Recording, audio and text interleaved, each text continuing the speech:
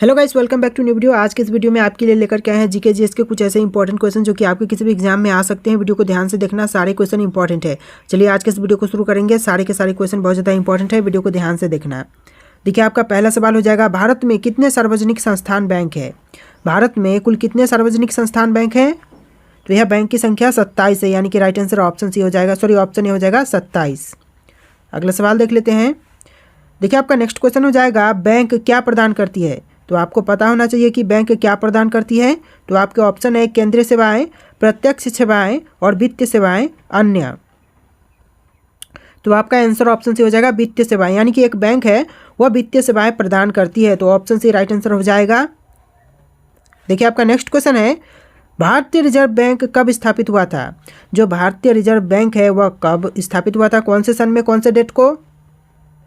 तो इसका answer option A हो जाएगा 1 अप्रैल 1935 को भारतीय रिजर्व बैंक स्थापित हुआ था। तो आंसर ऑप्शन ए हो जाएगा। देखिए, आपका नेक्स्ट क्वेश्चन है, भारतीय रिजर्व बैंक का मुख्यालय कहाँ है? तो भारतीय रिजर्व बैंक का मुख्यालय कहाँ पर है? ऑप्शन में है नागपुर, दिल्ली, मुंबई, भोपाल। और जो कि राइट आंसर ऑप्शन सी हो जाएगा मुंबई में, यानी कि भारतीय रिजर्व बैंक का जो मुख्यालय है वह मुंबई में स्थित है। तो आंसर जो है ऑप्शन सी हो जाएगा। दोस्तों, आप लोग इस वीडियो को लाइक करके चैनल को सब्सक्राइब कर लेना। आने वाले टाइम में इससे भी बहुत ज़्यादा अच्छे अच्छे वीडियोस आने वाले हैं। देखिए, आपका अगला सवाल हो जाएगा, भारतीय रिजर्व बैंक का राष्ट्रीयकरण कब हुआ था? तो जो भारतीय रिजर्व बैंक है इसका जो राष्ट्रीयकरण हुआ था वह कब हुआ था, कौन से सन में, कौन से डेट को?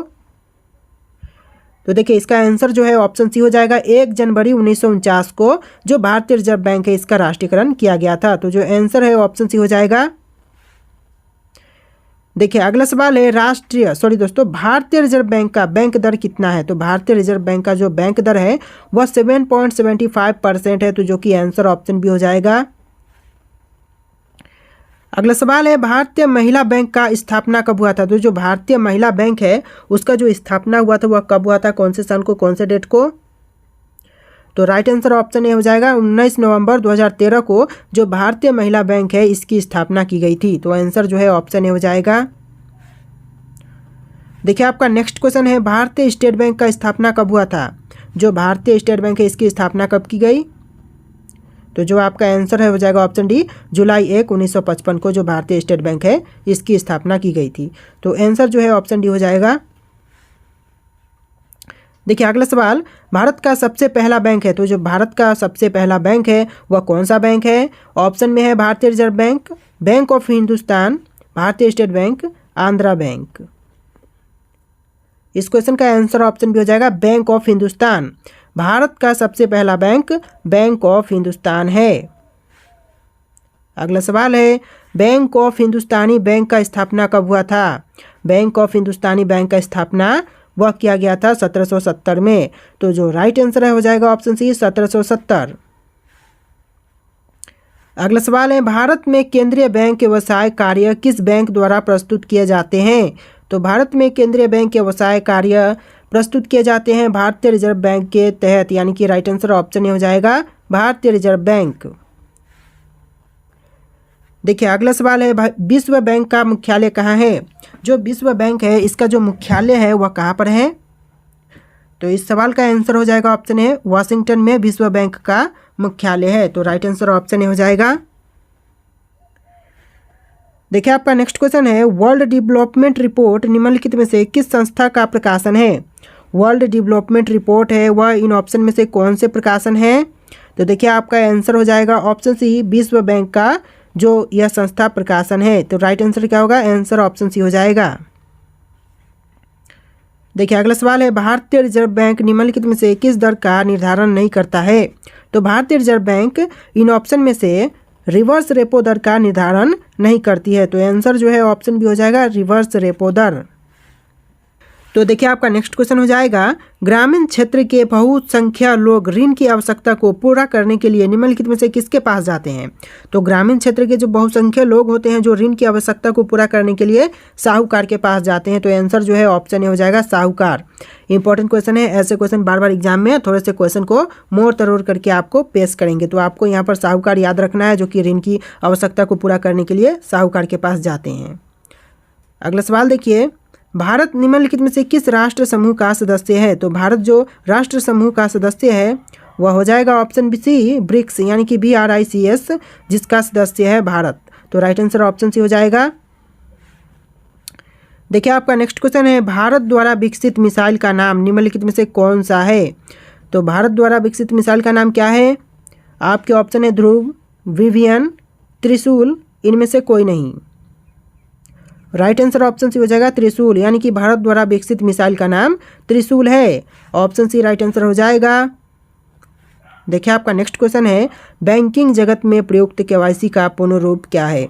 तो बैंकिंग जगत में प्रयुक्त KYC का पूर्ण रूप आपका हो जाएगा नो योर कस्टमर, यानी कि option D know your customer, जो कि KYC का पूर्ण रूप है। देखिए अगला सवाल, बैंकिंग एवं वित्त क्षेत्र में निम्नलिखित में से किस शब्द का प्रयोग किया जाता है। बैंकिंग एवं वित्त क्षेत्र में इन ऑप्शन में से कौन से शब्द का प्रयोग करते हैं। ऑप्शन है एक्रूड इंटरेस्ट, डिफ्यूजन, डिविएंस, इनमें से कोई नहीं। राइट आंसर ऑप्शन हो जाएगा एक्रूड इंटरेस्ट का प्रयोग करते हैं। ऑप्शन ए बिल्कुल करेक्ट आंसर हो जाएगा। अगला सवाल है, निम्नलिखित में से भारत के निजी क्षेत्र के एक बैंक का नाम कौन सा है। ऑप्शन में है देना bank, south Indian bank, syndicate bank, IDBI bank. Right answer option भी हो जाएगा साउथ इंडियन बैंक, जो कि भारत के निजी क्षेत्र के एक बैंक का नाम है। तो ऑप्शन भी राइट आंसर हो जाएगा। देखिए आपका नेक्स्ट क्वेश्चन, वित्तीय सेवाओं तक पहुंच की कमी को तकनीकी रूप से क्या कहते हैं। आपके ऑप्शन है वित्तीय अस्थिरता, वित्तीय वंचन, वित्तीय स्थिरता, वित्तीय समावेशन, और जो कि राइट आंसर ऑप्शन भी हो जाएगा वित्तीय वंचन, यानी कि वित्तीय सेवाओं तक पहुंच की कमी को तकनीकी रूप से वित्तीय वंचन कहते हैं। तो आंसर जो है ऑप्शन भी हो जाएगा। देखिए आपका नेक्स्ट क्वेश्चन है, निम्नलिखित में से कौन सा आधे विश्व का प्रमुख भोजन है। आधे विश्व का जो प्रमुख भोजन है वह कौन सा इन ऑप्शन में से। तो बैंक के अलावा यहाँ पर कुछ एक्स्ट्रा क्वेश्चन भी है जनरल नॉलेज के। तो यहाँ पर वही क्वेश्चन है कि आधे विश्व का कौन सा भोजन प्रमुख रूप से है। तो देखिए आंसर जो है ऑप्शन भी हो जाएगा गेहूँ, जो कि आपका करेक्ट आंसर हो जाएगा। तो देखिए आपका नेक्स्ट क्वेश्चन है, बैंकिंग के क्षेत्र में निम्नलिखित में से कौन से शब्द का प्रयोग होता है। तो जो बैंकिंग का क्षेत्र है उसमें जो शब्द का प्रयोग करते हैं वह इनमें से कौन सा है। देखिए आपके ऑप्शन है एंट्रोपी, अकाउंट्स, विस्कोसिटी और प्लाज्मा, और इन चारों ऑप्शन में से राइट आंसर ऑप्शन भी हो जाएगा अकाउंट्स का प्रयोग करते हैं बैंकिंग के क्षेत्र में। तो अकाउंट सब आपका राइट आंसर हो जाएगा। देखिए आपका नेक्स्ट क्वेश्चन है, निम्नलिखित में से जापान की कौन सी मुद्रा करेंसी है। इन ऑप्शन में से कौन सी है जो कि जापान की मुद्रा करेंसी है। आपके ऑप्शन है yuan, euro, yen, dollar. Right answer option C हो जाएगा येन, यानी कि यान जो कि एक जापान की मुद्रा करेंसी है। तो आंसर जो है ऑप्शन सी हो जाएगा। अगला सवाल है, विदेशी मुद्रा संबंधित कार्य किस बैंक का है। विदेशी मुद्रा संबंधित कार्य कौन सा बैंक देखता है। आपके ऑप्शन है अपतटीय बैंकिंग का, भारतीय स्टेट बैंक का, व्यावसायिक बैंक का, और इनमें से कोई नहीं। आपका आंसर ऑप्शन हो जाएगा अपतटीय बैंकिंग का, यानी कि जो विदेशी मुद्रा संबंधित कार्य है वह अपतटीय बैंक देखते हैं। अगला सवाल है, देश की सरकार एवं केंद्रीय बैंक द्वारा जारी नोट व सिक्के कौन सी मुद्रा होती है। देश की सरकार, केंद्रीय बैंक, देखिए देश की सरकार या फिर केंद्रीय बैंक द्वारा जारी नोट व सिक्के कौन सी मुद्रा होती है। आपके ऑप्शन है वैध मुद्रा, संयुक्त मुद्रा, वैधानिक मुद्रा और स्वीकार्य मुद्रा। आंसर जो है ऑप्शन ए हो जाएगा वैध मुद्रा। वह वैध मुद्रा होती है क्योंकि वह देश की सरकार या फिर केंद्रीय बैंक जारी करती है। तो आंसर जो है ऑप्शन ए हो जाएगा वैध मुद्रा। अगला सवाल है, बॉम्बे स्टॉक एक्सचेंज का विश्व में कौन सा स्थान है। बॉम्बे स्टॉक एक्सचेंज का जो विश्व में स्थान है वह कौन सा स्थान है। आपका जो आंसर है हो जाएगा ऑप्शन सी 11वां स्थान है, यानी कि बॉम्बे स्टॉक एक्सचेंज, इसका जो विश्व में स्थान है हो जाएगा ऑप्शन सी 11वां। देखिए नेक्स्ट क्वेश्चन है, मुंबई स्टॉक एक्सचेंज को कब मान्यता मिली। तो मुंबई स्टॉक एक्सचेंज को मान्यता प्राप्त हुआ था 13 अगस्त 1957 को, यानी कि ऑप्शन सी राइट आंसर हो जाएगा 13 अगस्त 1957। भारतीय रुपए के नोट पर कितनी भाषाओं में नोट के मूल्य का उल्लेख होता है। आप देखेंगे जितने भी भारतीय नोट है उसके पीछे आप देखेंगे तो कुछ भाषाओं में कुछ लिखा गया है, उल्लेख किया गया है। वह उल्लेख कितने भाषाओं में है? तो आपको यहाँ पर पूछा गया है कि जो भारतीय नोट है उस पर जो पीछे की तरफ जो भाषाएं में नोट का उल्लेख है वह कुल कितना भाषा है। तो देखिए आपके ऑप्शन में भाषा कुछ दिए गए हैं, कितने भाषा का ऑप्शन है देख लेते हैं। ऑप्शन ए में 17 भाषा आपको दिखाएगा, ऑप्शन बी में 16 और ऑप्शन सी में 15 और ऑप्शन डी में 14। और इन चारों ऑप्शन में से कोई एक राइट आंसर है। जी हाँ दोस्तों, कोई एक राइट आंसर है जिसमें सही भाषा का प्रयोग जो किया गया है नोट पर, उस ऑप्शन को आपको सिलेक्ट करना है। और इस ऑप्शन का जो आंसर है आपको कॉमेंट सेक्शन में बताना है। Option A, option B, option C, option D, इस तरह के कोई भी एक ऑप्शन का आप लोग कॉमेंट करके जवाब दे देना। मैं समझ जाऊँगा कि आप लोगों ने आंसर बता दिया है। तो आंसर आप लोग कमेंट करना। और आज के इस वीडियो में इतनी क्वेश्चन थे। आपको वीडियो कैसा लगा है कमेंट करके बताना। और इस वीडियो को लाइक करके चैनल को सब्सक्राइब कर लेना। ऐसे बहुत से वीडियोस आने वाले हैं तो चैनल को सब्सक्राइब जरूर ही कर लेना। तो चलिए फिर मिलते हैं एक नए वीडियो।